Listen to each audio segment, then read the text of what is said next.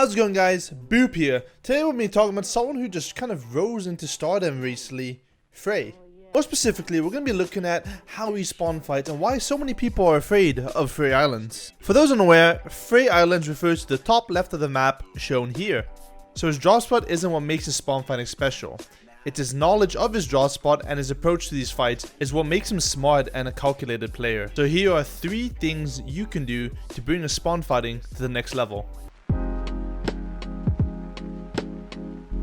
Since his draw spot has so many islands contesting him, Fray needs to be aware of every single point where a person is landing. On every single drop, as soon as his parachute opens, Fray turns around, surveys the area, and looks at where people are landing. When you have a drop spot, you need to have at least 2 or 3 different loot paths depending on where the enemies are and where the most congestion is in the area. So how do you gain an advantage when you have a different loot path? Well, these spawn fights are pretty much a battle of information.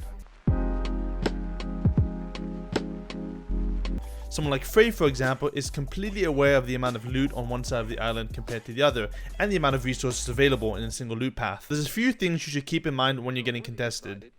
First of all, how many materials does my opponent have? On the red side of the looting path, for example, a player would land on top of that mountain and only gain about 500 mats if they took a full looting path, which takes about 30 seconds to farm. This would be in the best case scenario for the red player.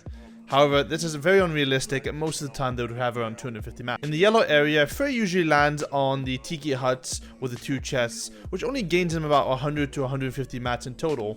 Often, Fray doesn't play this advantage in loot because he knows he will be out-resourced in the end. Furthermore, the person on the hill has a natural high ground, which always places you at an instant disadvantage in any sort of spawn fight. Third thing you need to do is track your opponent.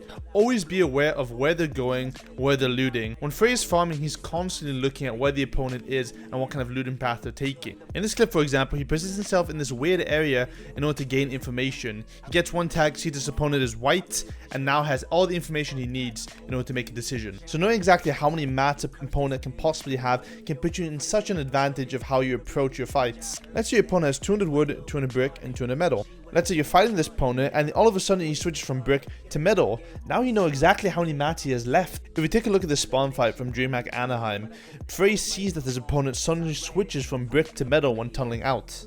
This means that the amount of mats his opponent has left is so little that you need to be forcing the walls by spraying it. Forcing your opponents to use all of his build forces him to take a 50-50 or make a stupid play in order to get an advantage.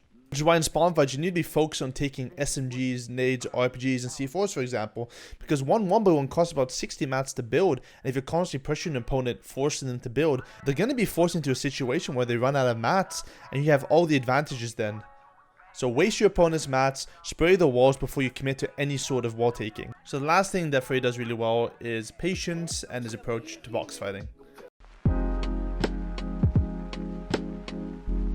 I think the best way to analyze how he box fights is to analyze this clip we have here, look at how he approaches the fight, what he does, and how he finishes an opponent. Fray is aware that another person has landed on the other side of the island, so he's constantly looking at where he is in order to gain information. He spots a player, takes some shots, and decides he's hit him for enough damage in order to take the spawn fight. If we look at his loadout, he has about 90 bullets in total, including his FAMAS and SMG, in order to pressure this opponent. Even though this opponent is 50 white, he doesn't instantly drop down to take his wall, taking an unnecessary 50-50. He starts spraying this wall in order to gain every single advantage he can. He sees his opponent switch from brick to wood all of a sudden, and now he knows he has the advantage.